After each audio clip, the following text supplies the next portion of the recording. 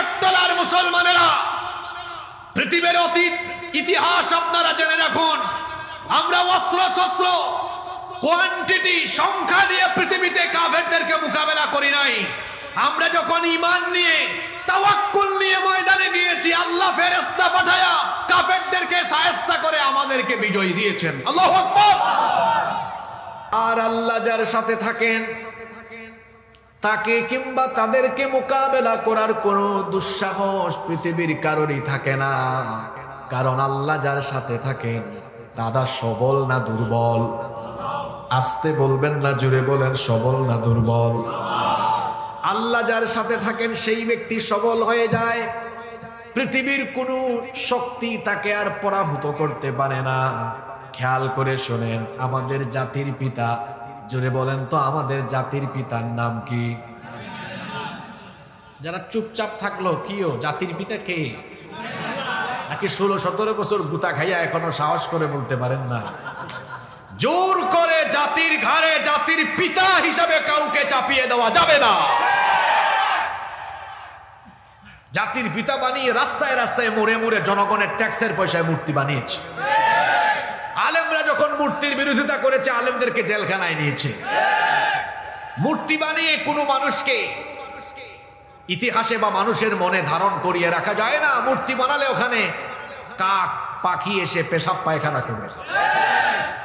ওখানে আবার জনগণের পয়সা দিয়ে বেতন দিয়ে আরেকজনকে পাহারাদার রাখা লাগবে।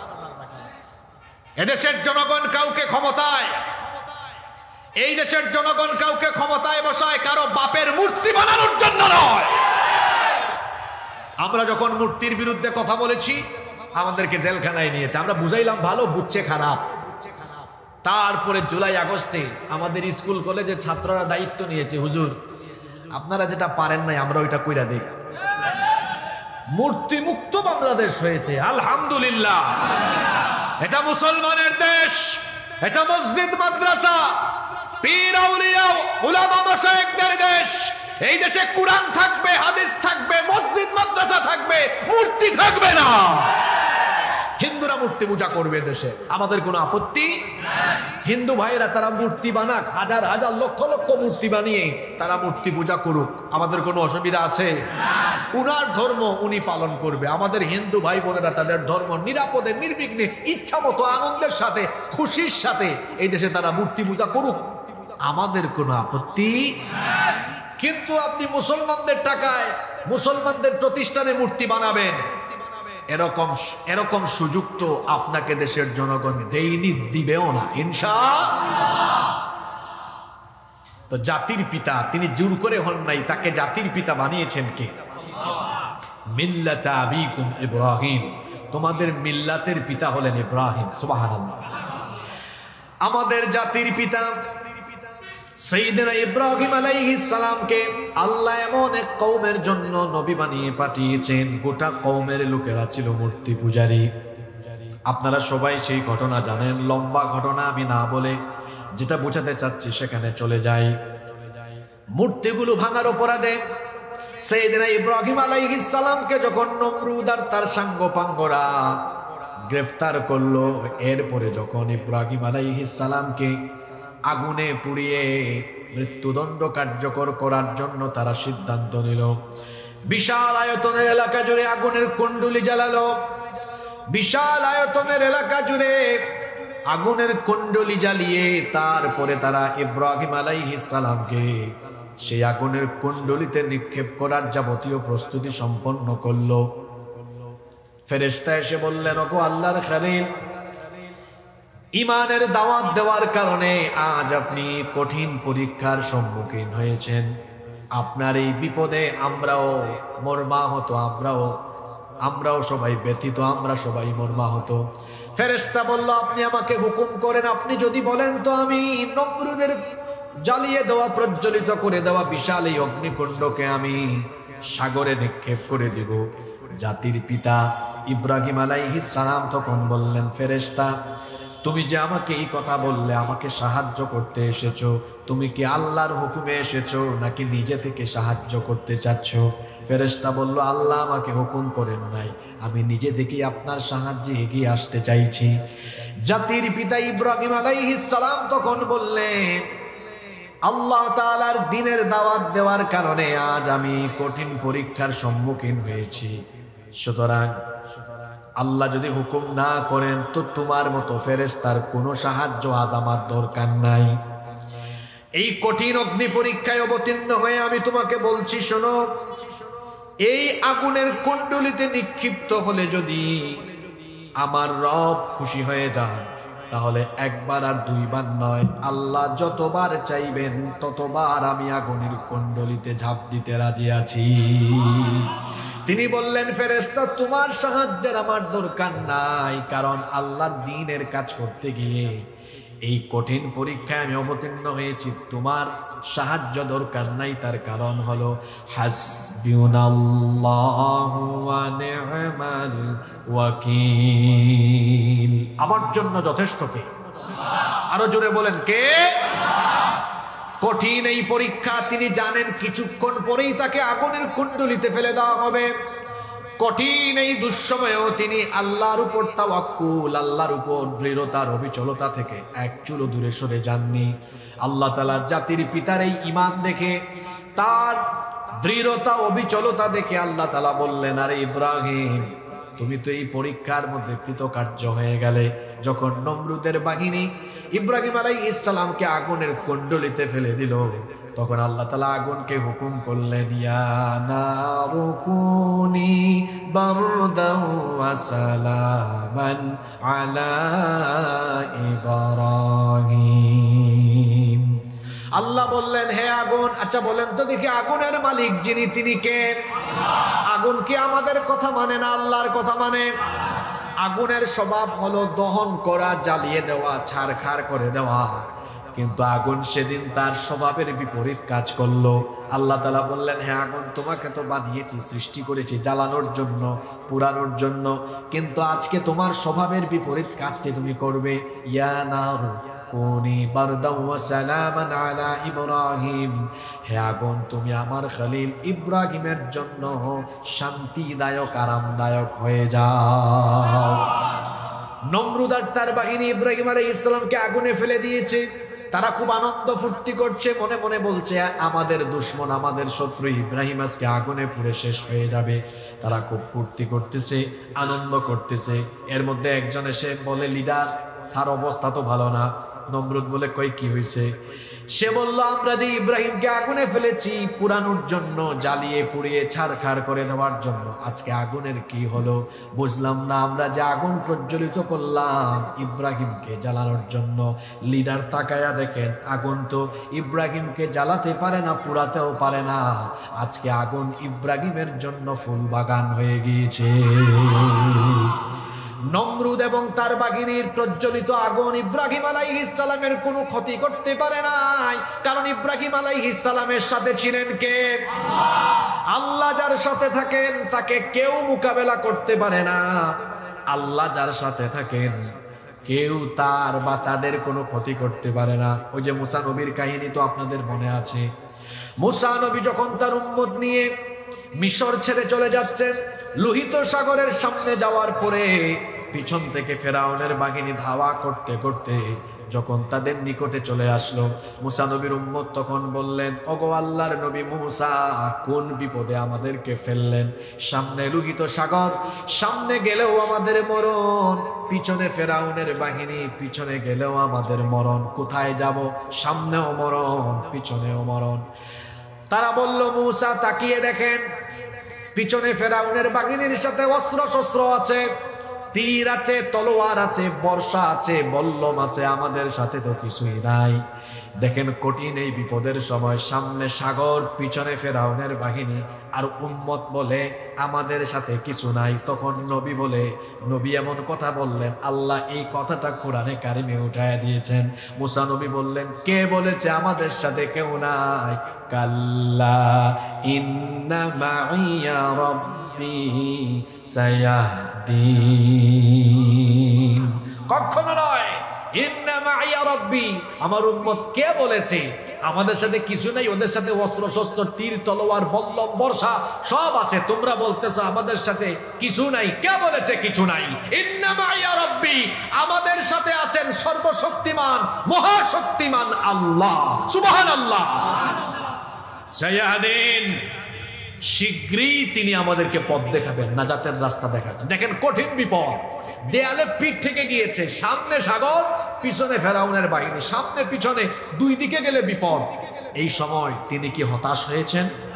জোরে বলেন, হতাশ হয়েছেন? তিনি বলেছেন উম্মত হতাশ হয় না, আল্লাহ আমাদের সাথে আছেন। আল্লাহ যার সাথে আছেন তাদের কোনো ভয় আছে? মুসা নবী যখন বললেন উম্মত হতাশ হয় না, আল্লাহ আছেন, মুসা নবীর এই দৃঢ়তা, এই অবিচলতা দেখে আল্লাহ বললেন মুসা তোমার হাতে কি? মুসা নবী বললেন লাঠি। আল্লাহ বলেন আজকে লাঠির কারিশমা সবাই দেখবে, একটু আঘাত করো। লাঠি দিয়ে যখন আঘাত করলেন, সাগরের মাঝখান দিয়ে আল্লাহ একটা আর দুইটা নয়, বনে ইসরাইলের 12 গোত্রের জন্য আল্লাহ 12টা রাস্তা বানায় দিয়েছে। বলেন এই কঠিন বিপদের সময় মুসা নবীর সাথে তলোয়ার অস্ত্র শস্ত্র ছিল না, কিন্তু সাথে ছিলেন কে? নমরুদ, ইব্রাহিম। তারা শক্তিশালী হয়ে যায়, তাদেরকে আর কেউ মোকাবেলা করতে পারে না। তারা সংখ্যায় যদি কম হয়, আল্লাহ যদি সাথে থাকেন, তাহলে কেউ তাদেরকে মোকাবেলা করতে পারবে না। ওই যে হিজরতের কাহিনী আপনারা সবাই জানেন, আল্লাহ নবী যখন তার সাথী আবু বকর সিদ্দিক রাদিয়াল্লাহু আনহুকে নিয়ে হিজরতের রাতে রওনা করলেন, পথ চলতে চলতে ফজরের ওয়াক্ত যখন হয়ে গেল, আবু বকর সিদ্দিক রাদিয়াল্লাহু আনহু বললেন ইয়া রাসূলুল্লাহ, আমরা বলি সাল্লাল্লাহু আলাইহি ওয়াসাল্লাম, ফজরের ওয়াক্ত হয়ে গিয়েছে, কিছুক্ষণ পরে ভোরের আলো উদ্ভাসিত হবে, এখন যদি আমরা পথ চলি তাহলে ধরা পড়ে যাব, কাফিররা আমাদেরকে চিনে ফেলবে। গারে সৌরের কাছে গেলেন, তিনি বললেন চলেন এই গুহার ভেতরে আমরা আশ্রয় নেই। ছোট্ট সংকীর্ণ সেই গুহার ভেতরে তারা আশ্রয় নিলেন। এতটাই সংকীর্ণ গুহা, এই গুহার মধ্যে অবস্থান নিয়ে এরকম একটু বসলে পরে উপর থেকে বোঝা যায় কেউ এখানে বসে আছে। এখানের মধ্যে একটু বসলে পরে কে আছে সেটা বোঝা যায়। যদি গুহার কাছে কেউ আসে তাহলে বুঝতে পারবে ভেতরে কে আছে। তারা যখন ভিতরে অবস্থান নিলেন, দিনের বেলা কাফির বেঈমানেরা যখন এই গুহার একেবারে নিকটে চলে আসলো, আবু বকর সিদ্দিক রাদিয়াল্লাহু আনহু তখন বললেন ওগো আল্লাহর নবী, সম্ভবত আমরা কিছুক্ষণের মধ্যে ধরা পড়ে যাব। কাফিররা গুহার একেবারে কাছাকাছি চলে এসেছে, এখন যদি আমরা ধরা পড়ি তাহলে তো অবস্থা খারাপ হয়ে যেতে পারে। আমরা দুইজন, কিন্তু ওরা তো অনেকজন, ওদের সাথে অস্ত্র শস্ত্র আছে, আমাদের সাথে কিছুই নাই। শুনতেছেন আপনারা? আবু বকর রাদিয়াল্লাহু আনহু বললেন আমাদের সাথে তো কিছুই নাই। আল্লাহর নবী কঠিন বিপদের সময় তার সাথীকে এমন জবাব দিলেন, আল্লাহ তাআলা সেটা আমাদের জন্য কোরআনে কারিমে উঠাইয়া দিলেন। আল্লাহর নবী তখন আবু বকর রাদিয়াল্লাহু আনহুকে বললেন, আবু বকর রে, কে বলেছে আমাদের সাথে কিছুই নাই? লা তাহজান ইন্নাল্লাহা মা'ানা, ভয় পেও না, হতাশ হয় না, চিন্তিত হয় না। ইন্নাল্লাহা মা'ানা, নিশ্চয়ই আমাদের সাথে যিনি আছেন। গলার আওয়াজ ছেড়ে দিয়ে বলেন তিনি কে? আল্লাহ সাথে ছিলেন। কাফিররা ক্ষতি করতে পেরেছে? আপনারা কথা বলছেন না কেন? ক্ষতি করতে পেরেছে? আপনারা হয়তো এখনো বুঝতে পারছেন না যে হুজুর ইব্রাহিম, মুসা, আমাদের নবীর হিজরতের কাহিনী, এতগুলা কাহিনী বলে কোন দিকে আগাইতে চাচ্ছে। একটু পরে বুঝবেন কোন দিকে আগাচ্ছে। হাসবুকাল্লাহু ওয়া মান ইত্তাবাআকা মিনাল মুমিনিন, মুমিনদের জন্য অস্ত্র শস্ত্র সংখ্যা এগুলা যথেষ্ট নয়। মুমিনদের জন্য এতটুকু এনাফ যে আল্লাহ যদি তাদের সাথে থাকেন তাদেরকে কেউ মোকাবেলা করতে পারে না। পৃথিবীতে যুগে যুগে কালে কালে আমরা সংখ্যা দিয়ে, সক্ষমতা দিয়ে বিজয়ী হইনি। পৃথিবীতে প্রত্যেক যুগে প্রত্যেকটি কালে আমরা আমাদের ইমানি চেতনা, ইমানি তেজ আর তাকওয়া, তাওয়াক্কুল দিয়ে আমরা কাফির কুফফারদের উপর বিজয়ী হয়েছি। সংখ্যা দিয়ে কি পৃথিবীতে কখনো মুসলমানরা বিজয়ী হয়েছে? ইসলামের প্রথম যুদ্ধ, যুদ্ধের নাম কি? বদরের যুদ্ধ। এই যুদ্ধে বলেন তো মুসলমানদের সক্ষমতা বেশি ছিল না কাফিরদের সক্ষমতা বেশি ছিল? খেয়াল করে শুনেন, যুবক ভাইরা আছে না ঘুমাই গেছে? আজকে যুবকদেরকে বেশি দরকার, এটা যুবকদের ওয়াজ, কারণ লড়াই তো করতে পারবে যুবকেরা, ঠিক কি না? সংখ্যা দিয়ে, অস্ত্র শস্ত্র, বাহন, এগুলো দিয়ে মুসলমানরা কোনো যুগেই বিজয়ী হয় নাই। মুসলমানরা বিজয়ী হয়েছে আল্লাহর সাহায্যে। ইসলামের প্রথম যুদ্ধ বদরের যুদ্ধ। আল্লাহ তাআলা এই যুদ্ধের কথা আমাদেরকে স্মরণ করিয়ে দিচ্ছেন। কোরআনে কারীমের 3 নম্বর সূরা, সূরা আলে ইমরানের 123 নম্বর আয়াতে আল্লাহ তাআলা বলছেন, وَلَقَدْ نَصَرَكُمُ اللَّهُ بِبَدْرٍ وَأَنْتُمْ أَذِلَّةٌ فَاتَّقُوا اللَّهَ لَعَلَّكُمْ تَشْكُرُونَ। আর অবশ্যই আল্লাহ তোমাদেরকে বদরে সাহায্য করেছেন যখন তোমরা ছিলে হীনবল, যখন তোমরা ছিলে দুর্বল। দেখেন সকল দিক থেকে মুসলমানরা কাফিরদের থেকে পিছিয়ে ছিল। সৈন্য সংখ্যা কাফিরদের 1000, মুসলমানদের 313। সৈন্য সংখ্যার দিক থেকে মুসলমানরা পিছিয়ে। সেই যুগে যুদ্ধের বাহন ছিল উট, ঘোড়া। উট ঘোড়া বাহনের দিক থেকেও মুসলমানদের থেকে কাফেররা এগিয়ে। তখন যুদ্ধের যে অস্ত্রশস্ত্র ছিল, তলোয়ার, তীর, বর্ষা, বল্লম, সব কিছুতে কাফেররা এগিয়ে। মুসলমানদের সবার কাছে অস্ত্র নাই, কারো কাছে আছে ডাল। এইরকম ছিল অবস্থা। সকল দিক থেকে কাফেররা এগিয়ে। অর্থবল, সৈন্যবল, জনবল, যুদ্ধের বাহন এবং সকল যুদ্ধের উপাদান কাফেরদের সবকিছু বেশি। কাফেররা সমৃদ্ধ, কাফেররা সক্ষমতা এগিয়ে, মুসলমানরা সক্ষমতা পিছিয়ে। মুসলমানরা যখন এই অবস্থায় বদরের ময়দানে চলে গেল, আল্লাহর নবী 313 জন দুর্বল মুসলমানদেরকে নিয়ে বদরের ময়দানে যখন দাঁড়ালেন, আল্লাহ তাআলা তার নবীকে জানালেন, ও নবী, আপনি আপনার 313 জন সাহাবীদেরকে বলেন, এই বদরি সাহাবীদেরকে বলেন, চিন্তার কোনো কারণ নাই, টেনশনের কোনো কারণ নাই, লড়াই তাদেরকে করতে হবে না। তারা যদি ঈমানি তেজ নিয়ে শুধু ময়দানে কাফেরদের সামনে দাঁড়াতে পারে, লড়াই তারা করা লাগবে না। আসমান থেকে আমি আল্লাহ ফেরেশতা পাঠায়া কাফেরদেরকে শায়েস্তা করে বদরের ময়দানে আপনাকে আমি বিজয়ী দিয়ে দিব। আল্লাহ তাআলা তার নবীর সাথে যে ওয়াদা করেছেন, আল্লাহ কি নবীর সাথে করা ওয়াদা পূরণ করেন নাই? জোরে বলেন, করেন নাই? সূরা আনফালের 12 নম্বর আয়াতে আল্লাহ বলছেন, ইয ইউহি রাব্বুকা ইলাল মালাইকাতি আন্নী মাআকুম ফাসাব্বিতুল লাযীনা আমানু সাউলকি ফি কুলুবিল লাযীনা কাফারুর রা'বা ফাদরিবু ফাওকাল আ'নাক।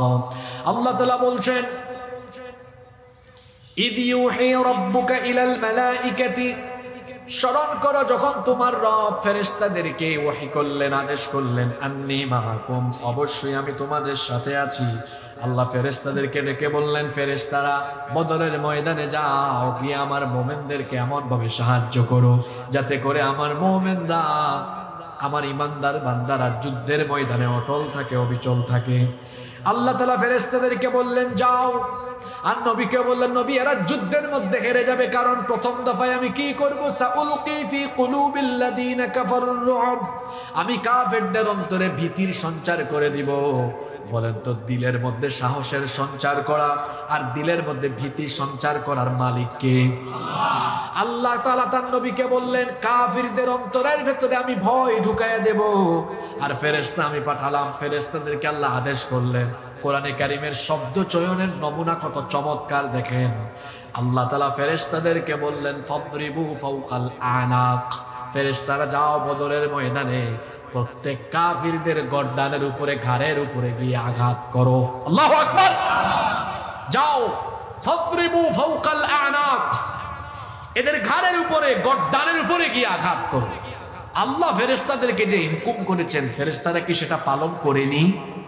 জোরে বলেন, করেনি? আবু জেহেলের ছেলে ইকরিমা বিন আবু জাহাল তখনও মুসলমান হয়নি। বদর যুদ্ধের পরে তিনি বলেছেন, আমরা 1 1000-এর প্রশিক্ষিত সমৃদ্ধ বাহিনী নিয়ে যখন বদরের ময়দানে মুসলমানদেরকে শায়েস্তা করার জন্য এগিয়ে গেলাম, আমরা নজর করে দেখলাম কুতাব থেকে ঝড়ের গতিতে সাদা সাদা কাপড় পরিহিত শুভ্র চেহারা বিশিষ্ট কারা জানি ঝড়ের গতিতে তুফানের গতিতে এসে আমাদের নেতৃবৃন্দের শরীর থেকে মাথাকে আলাদা করে দিয়েছে। আল্লাহু আকবার। এরা ছিল আল্লাহর, বললেন না তো আল্লাহর, জোরে বলেন আল্লাহর বীর চট্টলার মুসলমানেরা। পৃথিবীর অতীত ইতিহাস আপনারা জেনে রাখুন, আমরা অস্ত্র শস্ত্র কোয়ান্টিটি সংখ্যা দিয়ে পৃথিবীতে কাফেরদেরকে মোকাবেলা করি নাই। আমরা যখন ঈমান নিয়ে তাওয়াক্কুল নিয়ে ময়দানে গিয়েছি, আল্লাহ ফেরেশতা পাঠায়া কাফেরদেরকে শায়েস্তা করে আমাদেরকে বিজয় দিয়েছেন। আল্লাহু আকবার। হাসবুকাল্লাহু ওয়া মান ইত্তাবাআকা মিনাল মুমিনিন। মুমিনদের জন্য কে যথেষ্ট? জোরে বলেন কে যথেষ্ট? আজকে ফিলিস্তিন, পার্শ্ববর্তী দেশ ভারত, মুসলমানরা সেখানে নির্যাতিত, নিপীড়িত। পৃথিবীর 200 কোটি মুসলমান, অনেকেই কথা বলে না। বর্তমানে গাজা এবং রাফায় যে পরিস্থিতি চলছে, শুধু প্রতিবাদ করলেই হবে না। এই মুহূর্তে বর্তমান এই পরিস্থিতিতে গাজা এবং রাফায় অসভ্য বর্বর ইহুদিরা যে গণহত্যা চালিয়েছে, মজলুম মুসলমানদের পক্ষে লড়াই করা, ইসরায়েলের বিরুদ্ধে এই মুহূর্তে জিহাদ করা, যুদ্ধ করা 200 কোটি মুসলমানদের জন্য ফরজে আইন হয়ে গিয়েছে। আমার কাছে দলিল আছে, সূরা নিসা পড়বেন 75 নম্বর আয়াত। মক্কা থেকে হিজরত করে রাসূল এবং তার সাথে সাহাবীরা মদিনায় গেলেন, কিন্তু আর্থিক দৈন্যদশা এবং শারীরিক অক্ষমতার কারণে দুর্বল কিছু ঈমানদার, অসহায় কিছু ঈমানদার নারী, পুরুষ আর শিশু হিজরত করে মদিনায় যেতে পারলেন না। এরা মক্কায় থেকে গেলেন। মক্কার কাফিরেরা এদের উপরে অবর্ণনীয় জুলুম আর নির্যাতন যখন চালালো, তখন এই মজলুম নারী, পুরুষ আর শিশুরা আল্লাহর দরবারে তখন 3টা আবেদন করলো। জোরে বলেন কয়টা? 1 নম্বর আবেদন করলো, আল্লাহ এই জালিমদের হাত থেকে আমাদেরকে রক্ষা করো। 2 নম্বর আবেদন করলো, আল্লাহ আমাদের জন্য তোমার তরফ থেকে অভিভাবক পাঠাও। 3 নম্বর আবেদন করলো, আল্লাহ তোমার তরফ থেকে আমাদের জন্য সাহায্যকারী পাঠাও। এই মজলুমরা যখন 3টা আবেদন করলো, মনে রাখবেন মজলুম আর আল্লাহর মাঝখানে কোনো পর্দা। এজন্য আল্লাহর নবী বলেছেন, ইত্তাকু দাওয়াতাল মাজলুম, মজলুমের বদদুয়া থেকে নিজেকে বাঁচাও, কারো উপরে জুলুম করবেন না। কারণ যার উপর জুলুম করবেন, মজলুমের চোখের পানি জালিমের জন্য অভিশাপ হয়ে ফিরে আসে। আমার দেশে যারা 16-17 বছর মানুষের উপর জুলুম করেছে, আলেমদের উপর জুলুম করেছে, অন্ধকার কারাগারে নীরবে নিবৃতে সেই আলেমদের চোখের পানি যখন ঝরেছে, মজলুমদের সেই চোখের পানি আল্লাহর গজব হয়ে জালিমদের উপরে এমন ভাবে অভিশাপ হয়ে ফিরে এসেছে, যার দরুন এই মজলুমদের উপরে জুলুম করার কারণে, মজলুমদের বদদুয়ার ফলে জালিমরা শুধু ক্ষমতা ছাড়া হয় নাই, দেশ ছাড়া হয়ে চোরের মতো পালিয়ে যেতে বাধ্য হয়েছে। মজলুমের দোয়া বিফলে যায় না। এই মজলুমরা যখন দোয়া করলেন, আল্লাহ তাআলা এই মজলুমদের দোয়া কবুল করে আয়াত নাজিল করে দিলেন। মক্কায় চলে যাওয়া সেই মুহাজির সাহাবীদেরকে লক্ষ্য করে বললেন, ওয়া মা লাকুম লা তুকাতিলুনা ফি সাবিলিল্লাহ, তোমাদের কি হলো? কেন তোমরা আল্লাহর পথে লড়াই করছো না? ওয়াল মুস্তাদাফিনা মিনার রিজালি ওয়ান নিসাই ওয়াল ওয়িলদান, সেই সকল দুর্বল ঈমানদার নারী, পুরুষ আর শিশুদের জন্য। আল্লাযীনা ইয়াকুলুনা, যারা মজলুম হয়ে বলছে, রব্বানা আখরিজনা মিন হাযিহিল ক্বরিয়াতিয যালিমি আহলুহা, হে রব আমাদেরকে এই জালিম অধ্যুষিত অঞ্চল থেকে বের করে দাও। ওয়াজআল লানা মিন লাদুনকা ওয়ালিয়া, আমাদের জন্য তোমার তরফ থেকে অভিভাবক পাঠাও। ওয়াজআল লানা মিন লাদুনকা নাসীরা, আর তোমাদের আর আপনার তরফ থেকে আমাদের জন্য সাহায্যকারী পাঠান। দুর্বল হাতে গোনা কয়েকজন ঈমানদার নারী, পুরুষ আর শিশুদের জন্য যদি কোরআনের আয়াত নাজিল করে আল্লাহ তাআলা বাকিদের উপরে জিহাদকে বাধ্যতামূলক করে দেন, এই আয়াতকে সামনে রেখে বলছি, হাতে গোনা কয়েকজনের পক্ষে জিহাদ করা যদি আল্লাহ ফরজ করে দিয়ে কোরআনের আয়াত নাজিল করতে পারেন। গাজা আর রাফায় লক্ষ লক্ষ নির্যাতিত নিপীড়িত মুসলমানদের পক্ষে দাঁড়িয়ে আজকের পৃথিবীর শত শত কোটি মুসলমানদেরও তাদের পক্ষে দাঁড়িয়ে জিহাদ করা ফরজে আইন হয়ে গিয়েছে। আপনি বলবেন হুজুর কেমনে কেমনে বলেন তো, এটা কি সম্ভব? আমাদের তো সক্ষমতা নাই। মনোযোগ আছে আপনাদের? হ্যাঁ, এখন কিন্তু পিক আওয়ার চলে, আলোচনার পিক আওয়ার, সবচেয়ে গুরুত্বপূর্ণ কথাগুলো এখন বলা হবে। মনোযোগ আছে? যুবক ভাইরা আছে না ঘুমাই গেছে? এখন আমাদের কিছু বাস্তববাদী মানুষ আছে, বাস্তববাদী, তারা বলে হুজুর বাস্তবতার কোনো জ্ঞান আছে আপনার? ওদের কাছে মিসাইল আছে, আমাদের কাছে মিসাইল আছে। ওদের কাছে পারমাণবিক অস্ত্র আছে, আমাদের কাছে সেগুলো আছে। আমাদের তো সক্ষমতা নাই, আমরা তো ওদের সাথে পারবো না। আর আমি আপনাকে বলছি শুনেন, ওদের সব আছে, আমাদের কিছু নাই, ঠিক আছে, কিন্তু আমাদের কাছে এমন জিনিস আছে যেটা ওদের কাছে। সেটা কি? না, সেটা কি? ঈমান। সেটা কি? আমাদের ঈমান আছে, ওদের ঈমান। বদরের ময়দানে 313 জনের সবার কাছে অস্ত্র শস্ত্র বেশি ছিল না, কাফেরদের সবার কাছে অস্ত্র ছিল, কিন্তু বদরের ময়দানের প্রত্যেকটা মুমিনের ভেতরে ঈমান ছিল, কাফেরদের কাছে ঈমান ছিল না। ঈমান থাকার কারণে আল্লাহ তাআলা সাহায্য করে কাফেরদের উপর বিজয় দিয়েছে। আজকে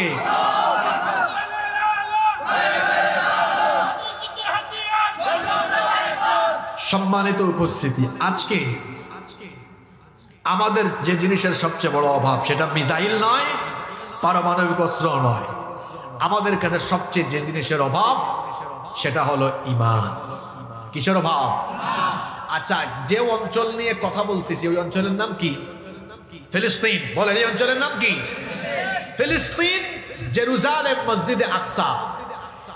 অতীতে কোন যুগে সক্ষমতা আর অস্ত্র দিয়ে বিজয় হয় নাই, এটা বিজয়ী হয়েছে আল্লাহর সাহায্যে। আমি আপনাকে কোরআন থেকে হাদিস থেকে শোনাবো। মনোযোগ আছে সবার?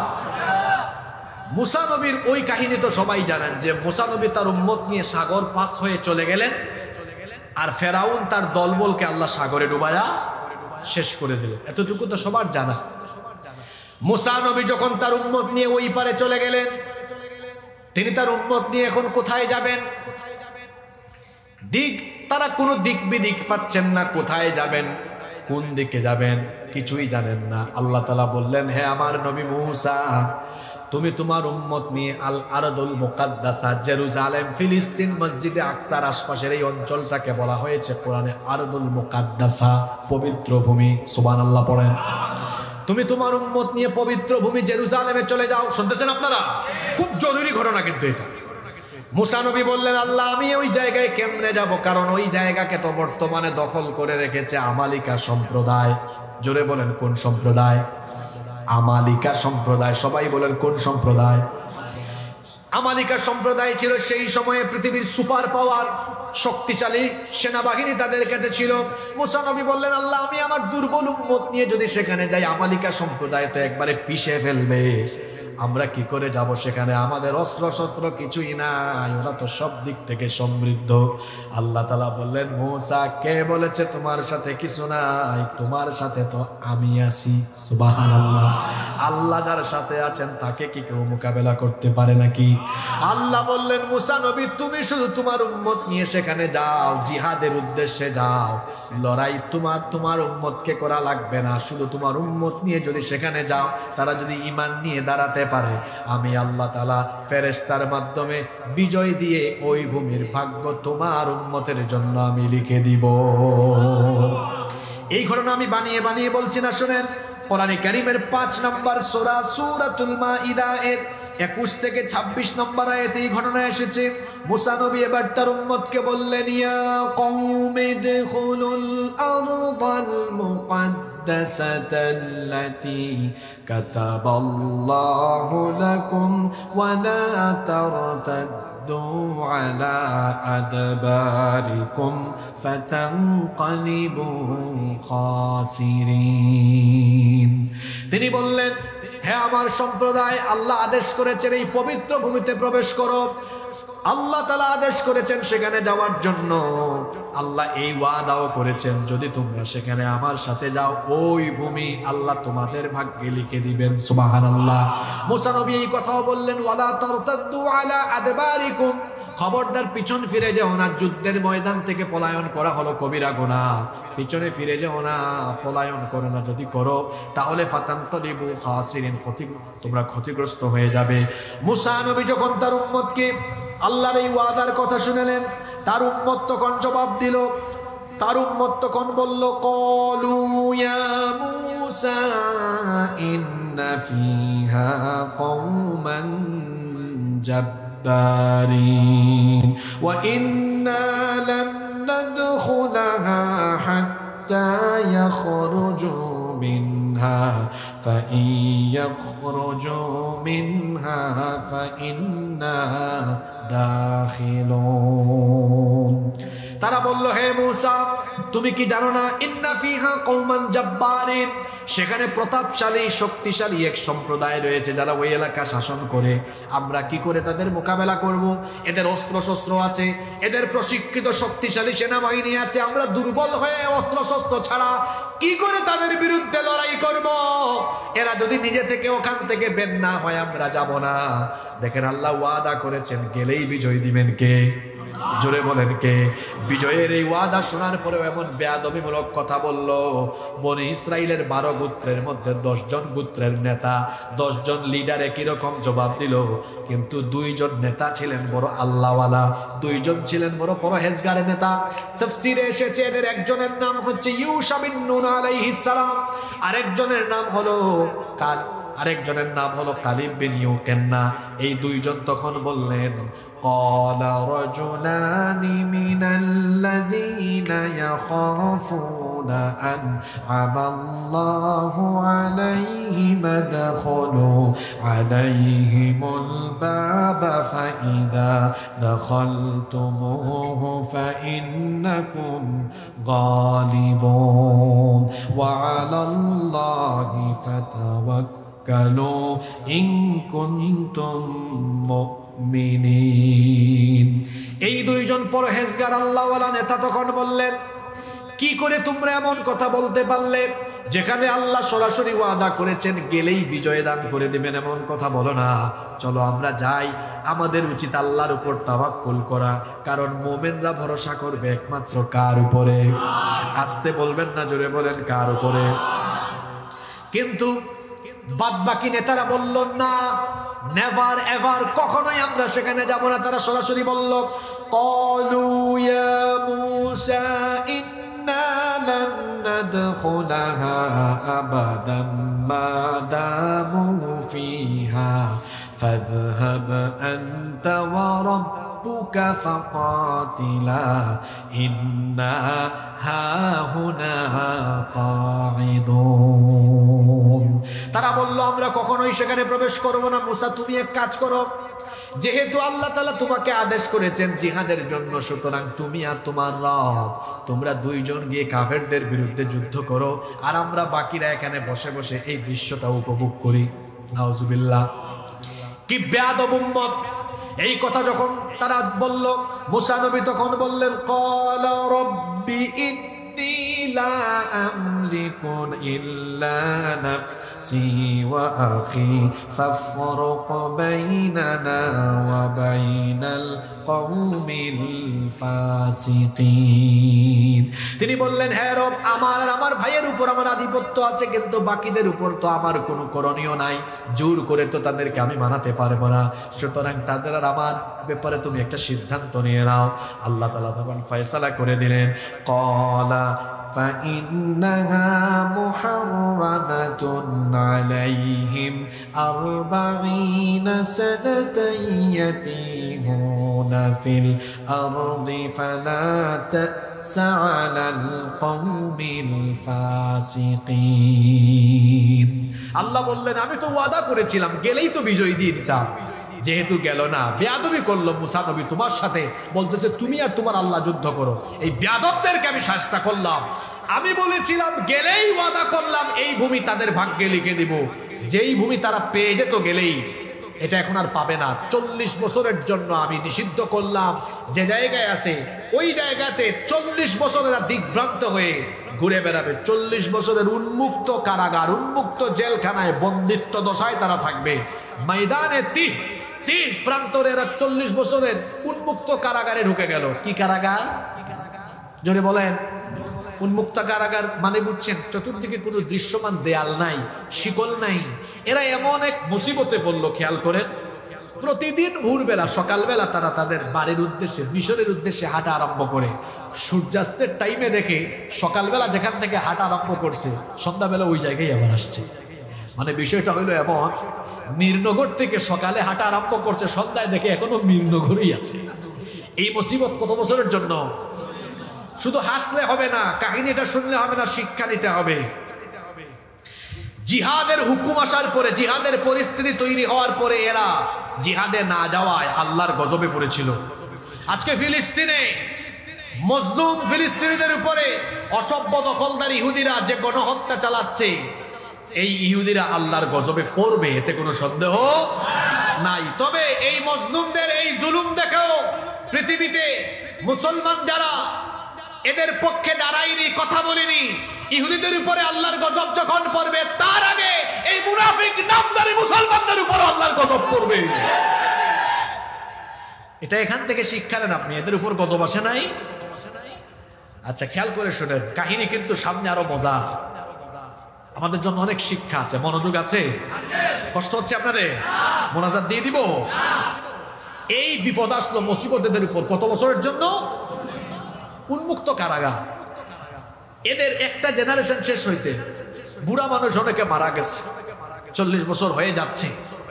এর মধ্যে মুসা নবীও দুনিয়া থেকে চলে গিয়েছেন। বনি ইসরাইলের দায়িত্ব পেয়েছেন ইউশা বিন নুন আলাইহিস সালাম। শুনতেছেন আপনারা? এবার পরবর্তী প্রজন্মের ছেলেপেলেরা বলতেছে, আমাদের বাপদাদারা এক ভুল করছে, এই ভুলের উপর কি আমরা পড়ে থাকবো? তারা তওবা করলো, ইউশা বিন নুন আলাইহিস সালামের কাছে গেল, আল্লাহ যে আমাদেরকে গজবে ফেলছেন, এটা থেকে আমরা বাঁচতে চাই। তিনি বললেন, বাঁচার একমাত্র উপায় হলো তওবা করে আল্লাহর হুকুম মতো ওই জেরুজালেমে গিয়ে কাফেরদের বিরুদ্ধে যুদ্ধ করা। আল্লাহু আকবার। তারা বলল, আমরা তওবা করলাম। তিনি বললেন, তওবা করলেই হবে না, আল্লাহর ওই হুকুম পালন করতে হবে। জেরুজালেমে গিয়ে সেই আমালিকা শক্তিশালী সম্প্রদায়ের বিরুদ্ধে জিহাদ করতে হবে। তবে আল্লাহর ওয়াদা এখনো বলবৎ আছে, আল্লাহর হুকুম মতো ওখানে গেলে সাহায্য করবেন কে? খেয়াল করে শুনেন, দুর্বল ঈমান হয়ে গেছে যাদের, সক্ষমতা দিয়ে মুসলমান বিজয়ী হয় না।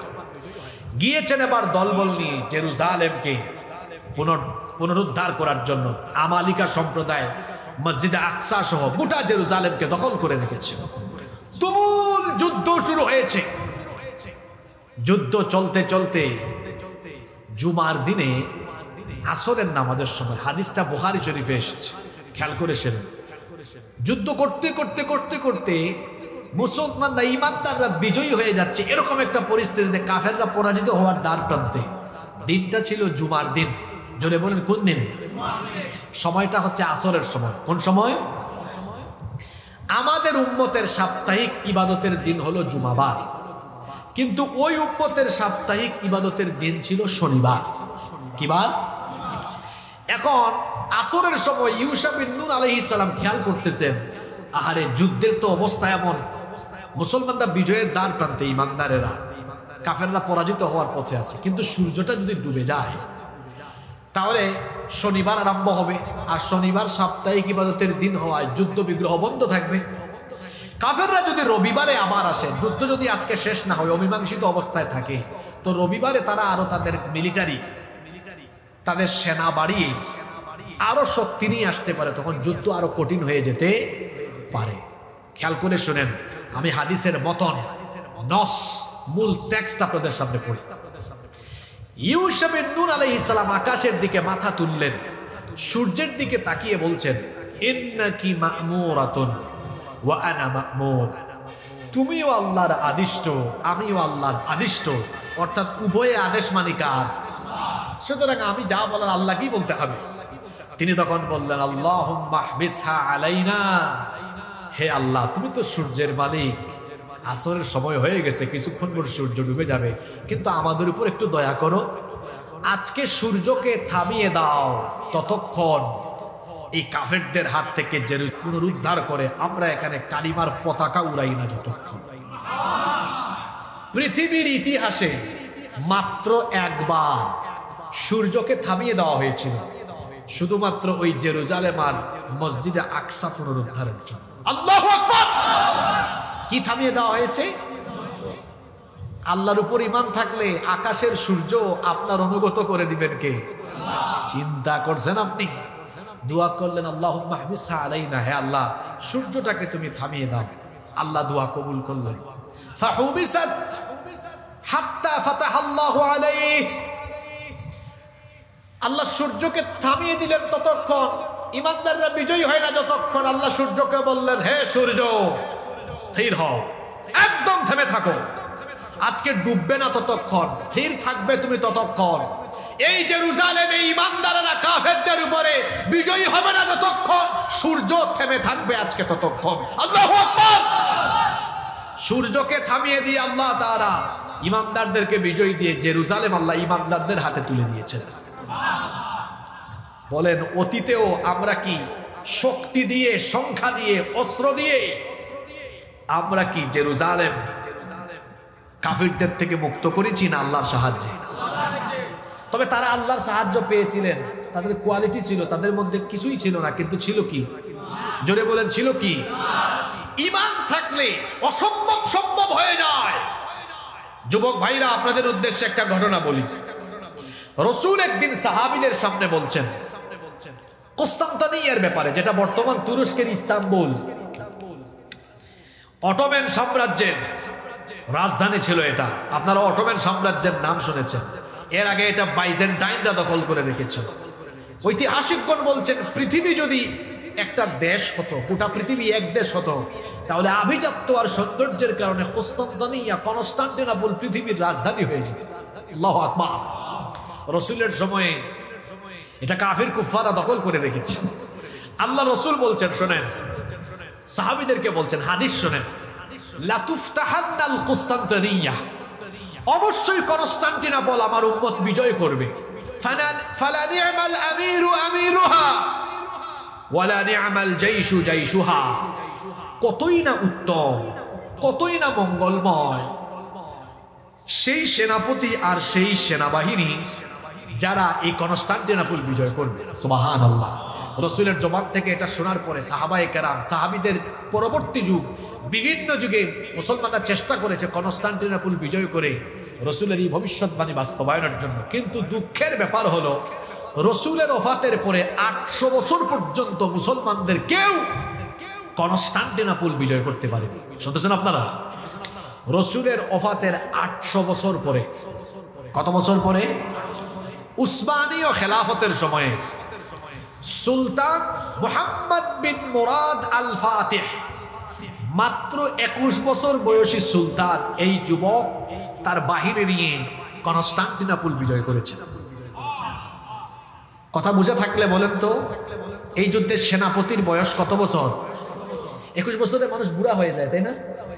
কি বলেন আপনারা, বুড়া হয় না?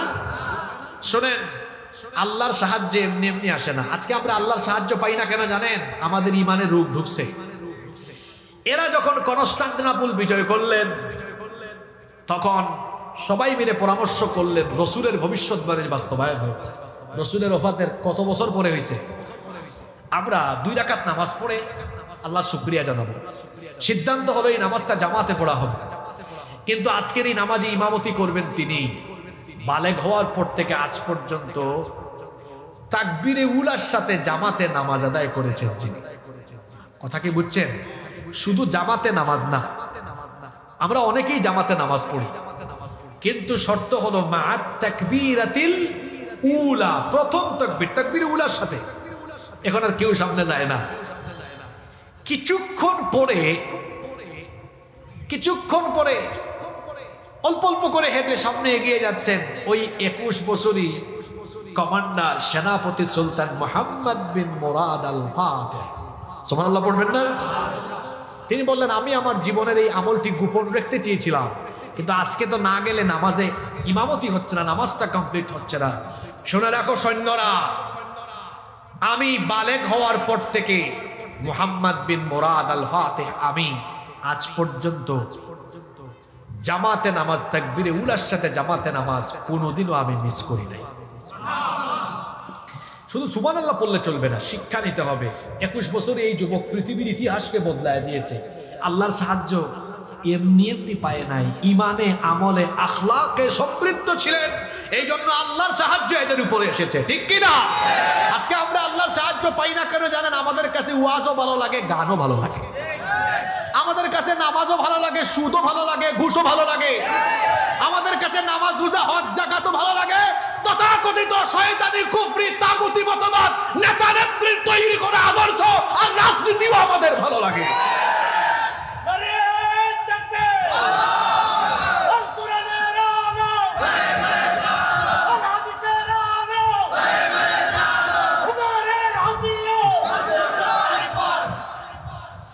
আল্লাহর সাহায্য মুমিনদের জন্য আসে, আল্লাহর ওয়াদা এটা।